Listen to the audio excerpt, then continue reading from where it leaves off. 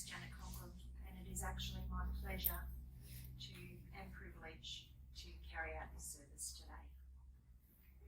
The family wish to acknowledge the staff of the aged care facility in Tokemwal for their kind and caring support of Anneliese, in which is very much appreciated. Also to their neighbours, Bill and Elizabeth Poole, for their care while Mum and Dad were living in Brazil Street.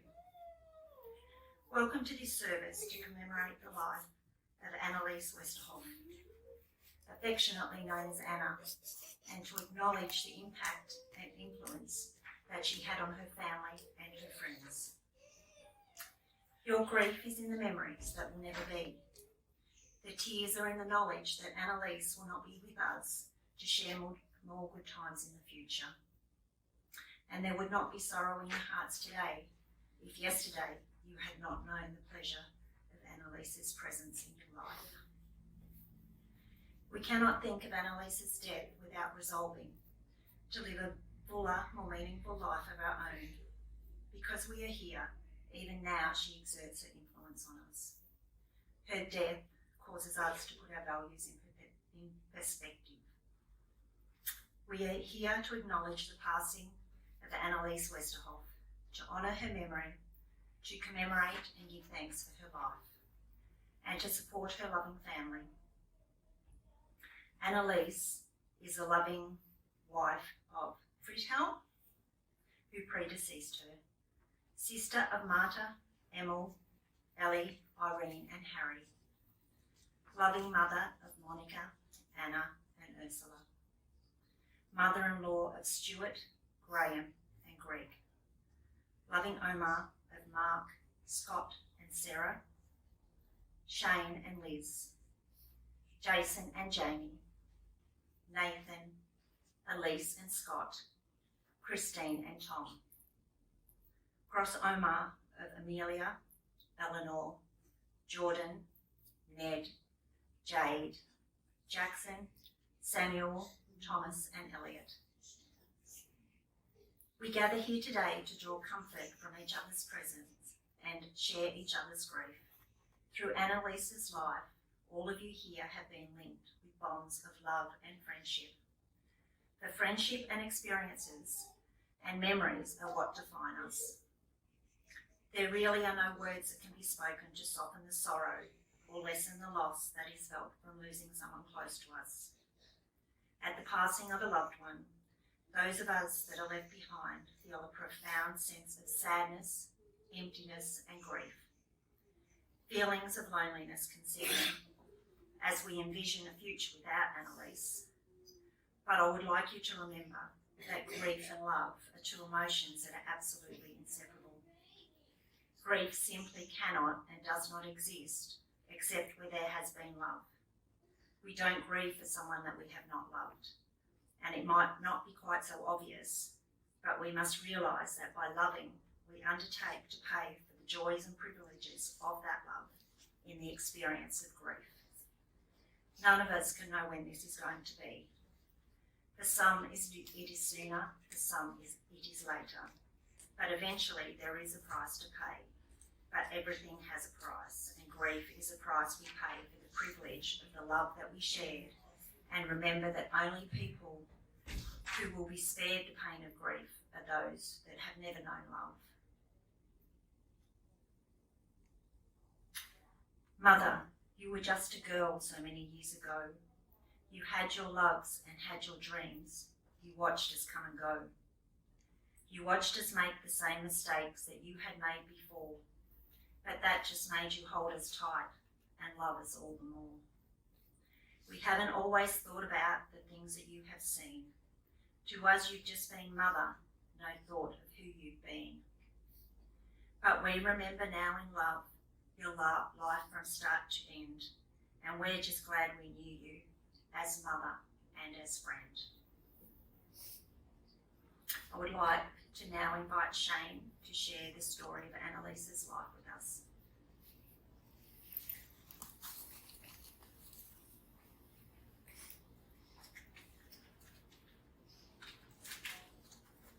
Hi. When I spoke to my son about funerals this week, we agreed that one of the good things about funerals was hearing and learning and remembering the life of the person that we love. And so I'm going to read the eulogy, which is like Uma's life story. And we were lucky to be able to put it together because Uma had written lots of notes about her life that thankfully she's left with us so that we can learn about her story. Anneliese was born on the 25th of July 1930 in Meldorf, Holstein. Her parents' names were Willy and Anna Marie Borget. She had 6 siblings, and because she was the eldest, she had to look after the younger ones. It was very difficult because she had to do the cooking, the washing and the house cleaning. She did well at school, and she enjoyed it very much. She loved summer when she sunbaked and loved winter when there was snow because there was sledding or tobogganing. Her street went down a hill to a mill, and there were several other children in the street, and often the sleds were tied together one after the other, and off they'd go. All went well, usually, but on one occasion they got to the next street down and it was blocked off because of flat ice. There was lots of snow and wet pants and red frozen hands and noses, and gloves were lost in the mayhem, but they had great fun. They'd often walk the streets in the evenings leading up to Christmas to look at Christmas trees, candles burning brightly, and to smell cakes and biscuits baking, which may have been the beginning of her love of cooking, and they'd sing Christmas songs too. They had to regularly go to the baker's to get the bread and baked goods, and it always smelt so good. On Christmas Eve, her mother would get everything ready, and the children would have to go and have an afternoon nap. One year, Anneliese was so interested as to what was going on downstairs that she and her brother, who both slept in the loft, lifted up the trapdoor to look down, but she'd forgotten to blow out the candle that lit the room in the loft. And when she peeked through the trapdoor, the candle burnt her hair, which made it smell and alerted her parents. She was punished for that, and she didn't forget it for a long time. Her brothers and sisters had slept through all of this, or pretended to, and they still enjoyed a wonderful Christmas together. The war ruined many things for Uma, including her schooling, which came to an end on the 17th of March in 1945. Her brother, Emil, had been born the night before, so she had to go to church alone for her confirmation, as her mother was in bed, and the little ones stayed with her. There were many alarms during the war, but they didn't worry too much about it. And they were children after all, and they often watched to see the planes flying over. Her father had been called up to join the army. There were grocery cards, rations for everyone. The family had chickens, ducks and a little pig to feed, and on the weekends the children were bathed, and when everyone was finished, the little pig got a bath too. That was fun for everyone. Anneliese stayed at home to look after her siblings, which was difficult, but she was happy to do it. It wasn't a good time during the war. Her father came out of the prison camp, and it was not long after that her parents separated and divorced. So then Anneliese went out to work. She got a job in a restaurant, and then in 1949 she and several young boys and girls went to the Rhineland to help on a farm, as there was not much work locally.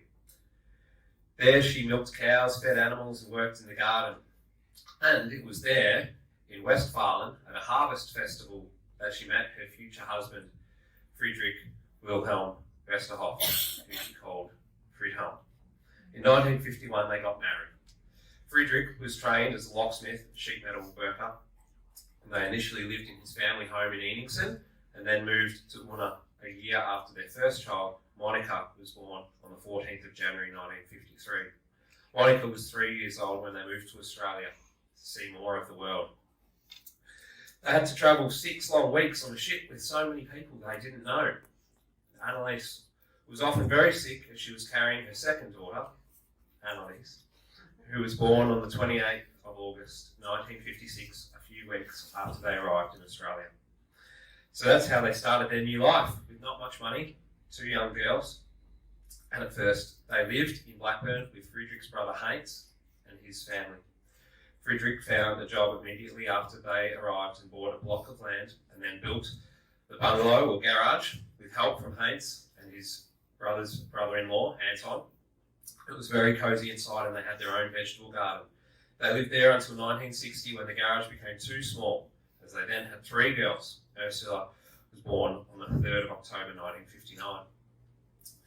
They had a house built which had 3 bedrooms, a lounge room, kitchen, bathroom and a toilet. It was a palace to them. Anneliese felt like she lived in a castle. The weatherboard house was warm in the summer and they often slept on mattresses outside on the veranda when it was very hot. They were happy, they felt very lucky. Girls were healthy and going to school. Anneliese and Friedrich started saving to buy bricks as they decided a brick house would be better.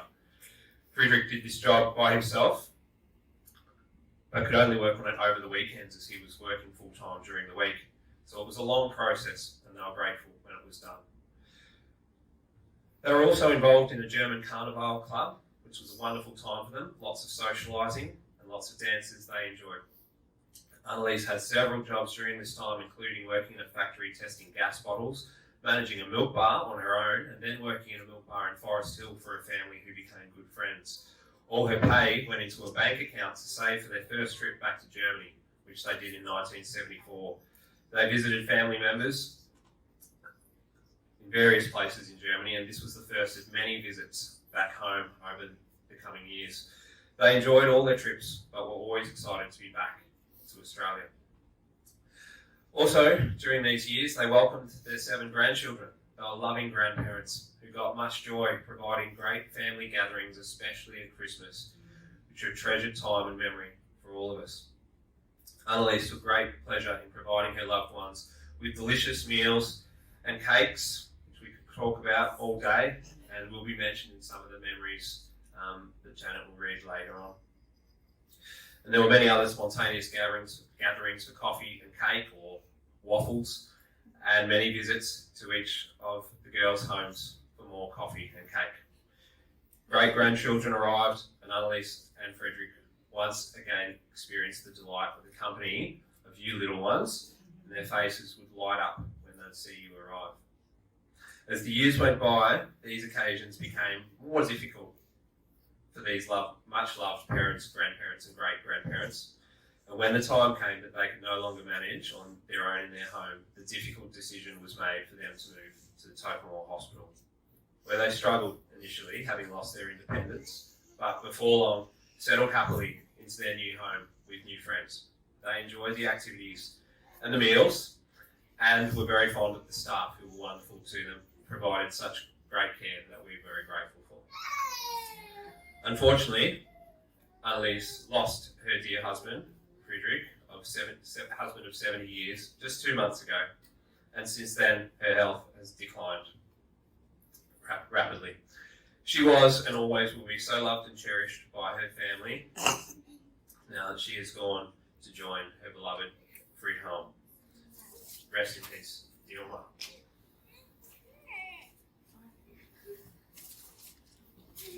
Thank you, Shane. I now feel it might be a good opportunity for us all to take some time in reflection of Anna's life as we watch a photo presentation.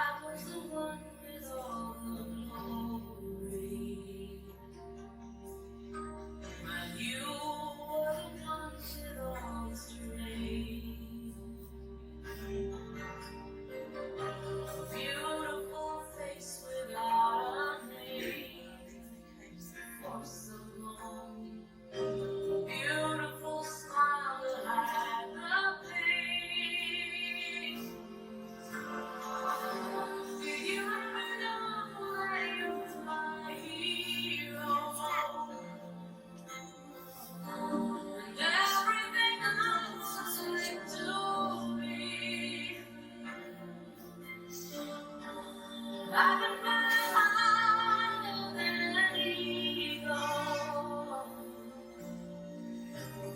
You are the wind beneath my wings.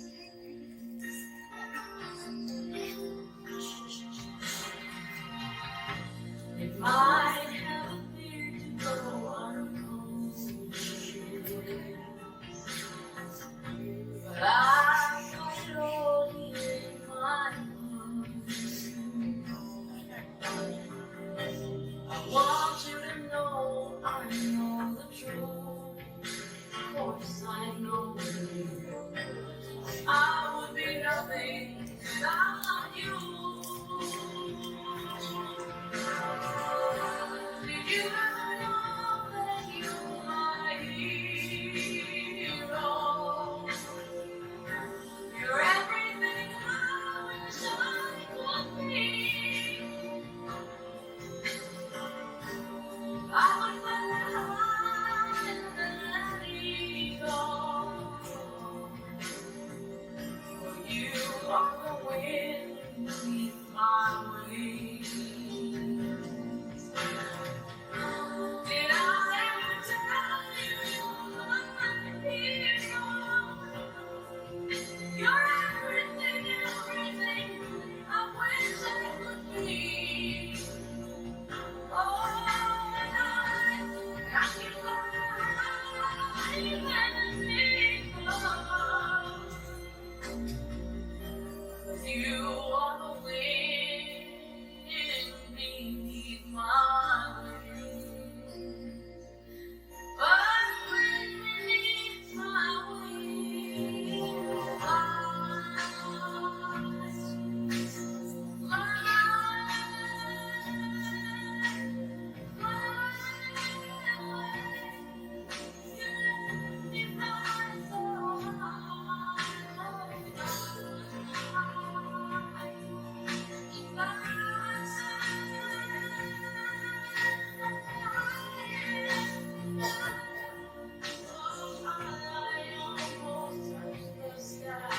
Thank you, thank you, thank God for you, the wind beneath my wings.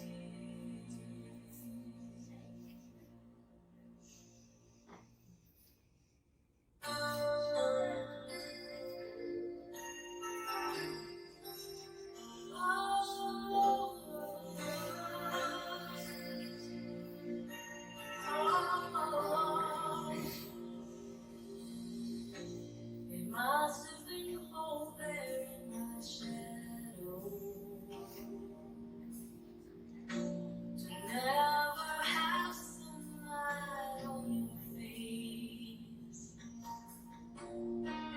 You were content to let me shine, that's your way. You always walked a step behind.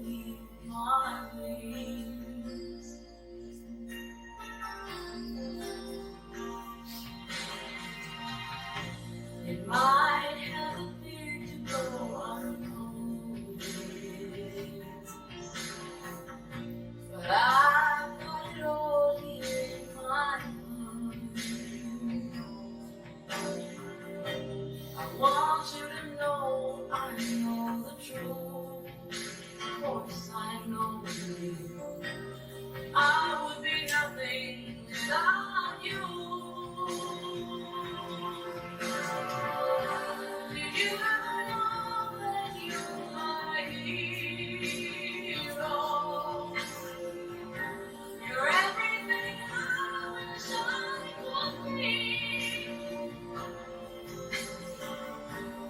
I would never let you go. You are the wind beneath my wings. Did I ever tell you you're my hero? You're everything, everything I wish I could be. Oh, I can fly you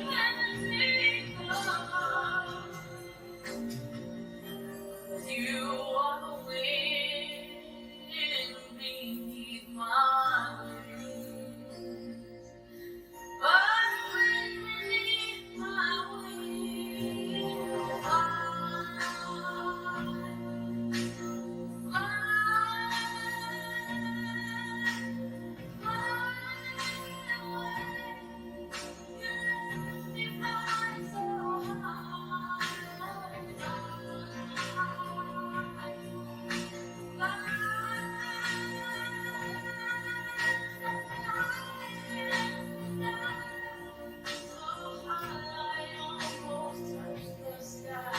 Thank you,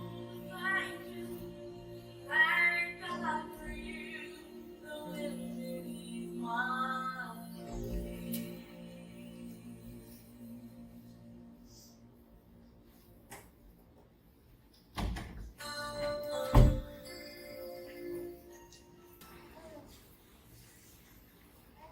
What beautiful memories.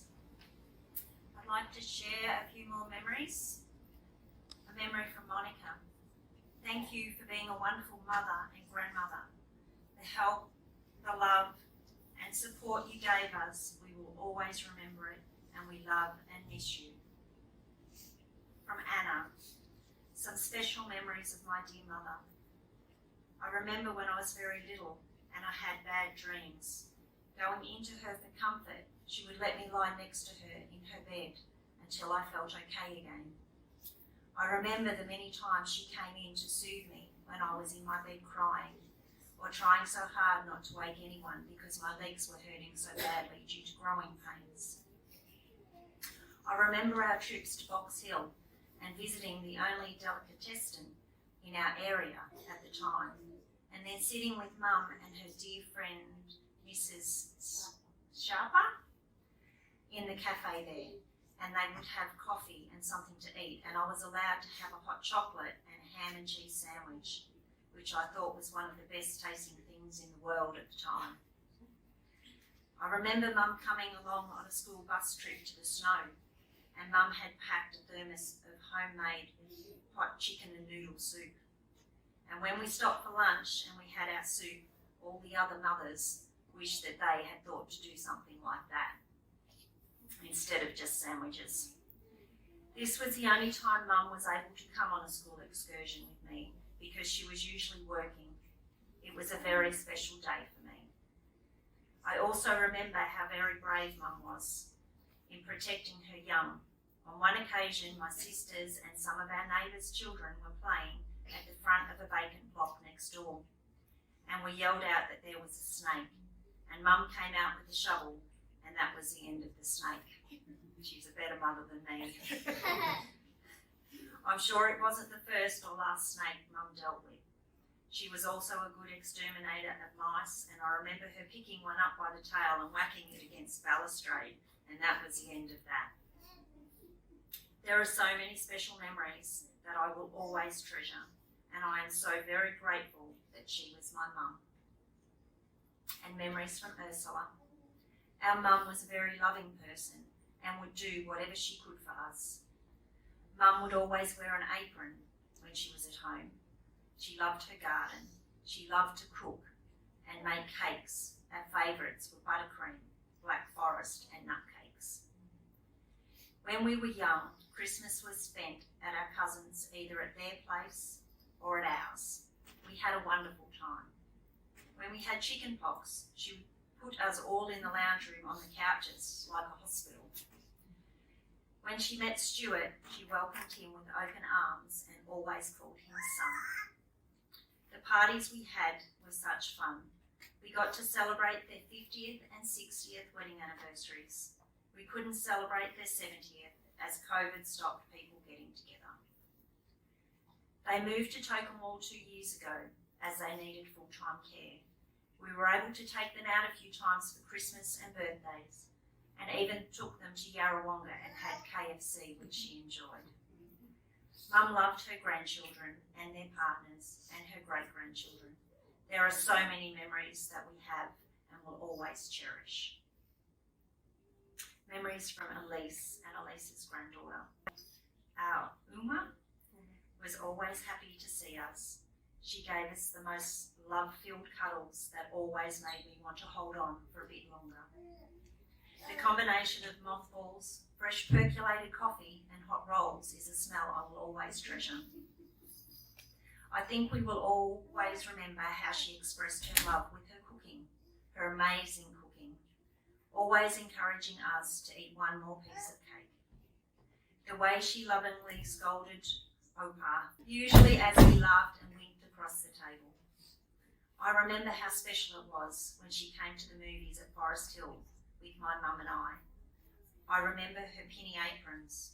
She called me Anneline and Schätzchen.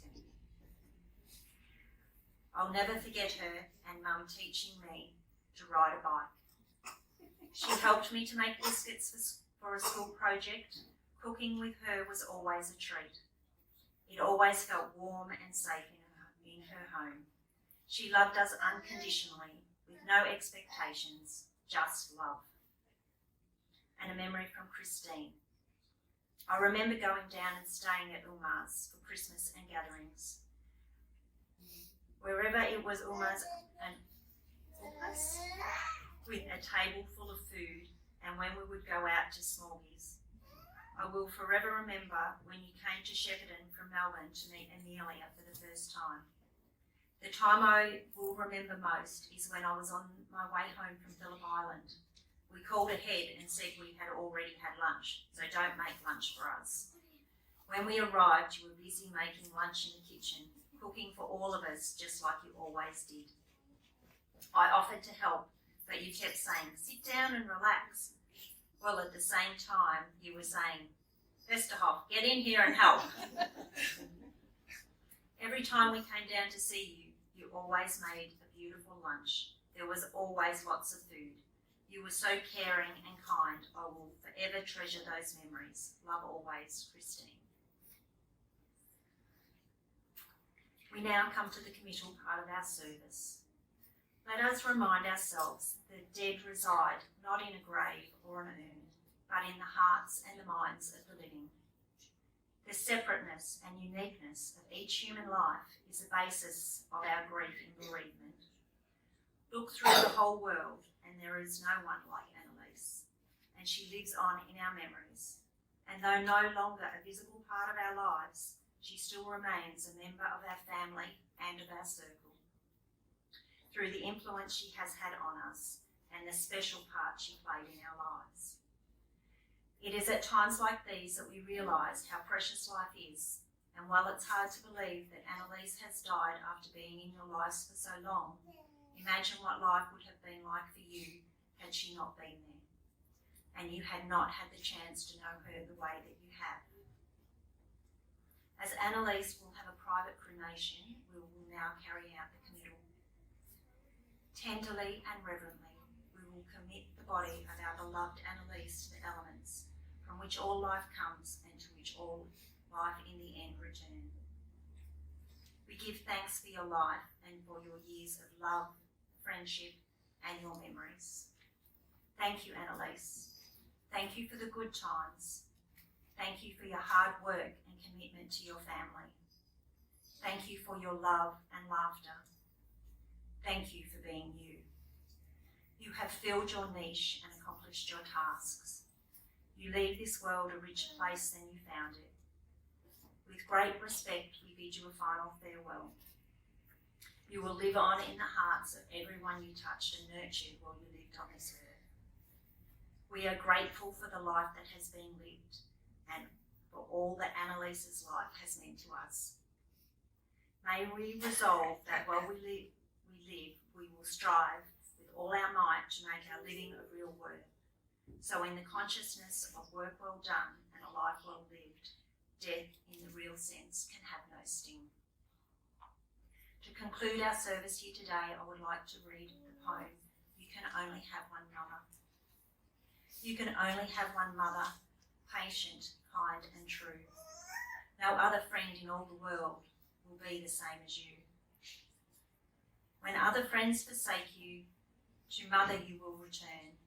For all her loving kindness, she asks nothing in return. As we look upon her picture, sweet memories we recall of a face so full of sunshine and a smile for one and all.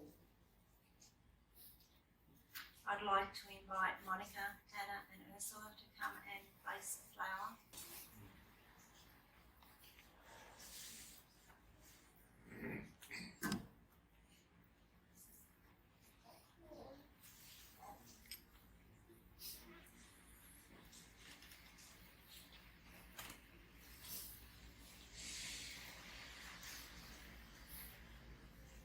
If I could have the coffin bearers, please.